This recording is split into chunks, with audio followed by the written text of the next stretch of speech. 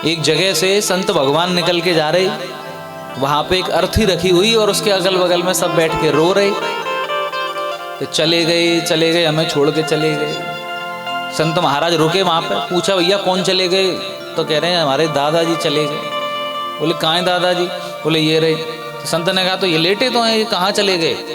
पूछा ये यहीं तो लेटे हैं ये, तुम कह रहे हो चले गए, कहाँ गए? बम्बई गए, कहाँ गए? बोले नहीं चले गए। अरे कैसे चले गए? ये जो लेटा है इतना लंबा चौड़ा व्यक्ति, तुम कह रहे हो चले गए। बोले कहाँ चले गए?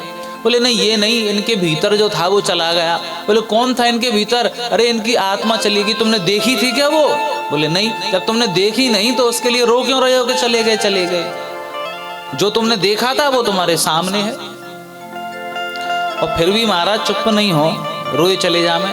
तो संत ने कहा देखो ऐसा करता हूं, मैं अभी जल पड़ के देता हूं अपने कमंडल में से, ये जल है, तुम्हारे पूरे परिवार में से कोई भी व्यक्ति इस जल को पी ले तो ये जीवित हो जाएंगे। जो लेटे हुए ना ये तो जीवित हो जाएंगे, और जो पिएगा वो यहाँ पे आ जाएगा। अब सब एक दूसरे की शक्ल देखने लगे। बच्चे बोले अरे हमें तो बहुत कार्य है, अभी पैसा कमाना है, जिम्मेदारियां पूरी करनी है।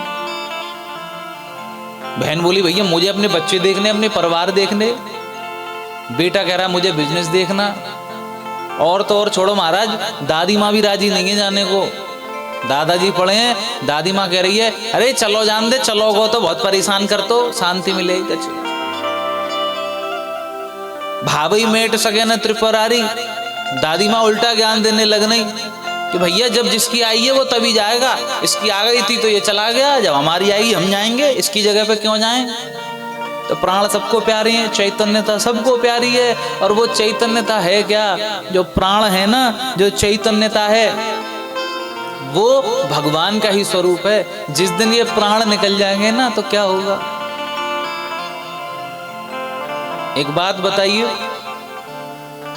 पति पत्नी दोनों साथ में रहते हैं, खूब प्रेम संबंध है दोनों के बीच में, रात्रि में एक ही बिस्तर पर शयन करते हैं।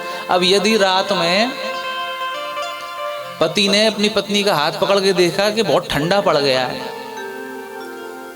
अब ठंडा पड़ गया, हिला के देखी पत्नी, हिली भी नहीं। सांस देखी तो सांस भी नहीं चल रही।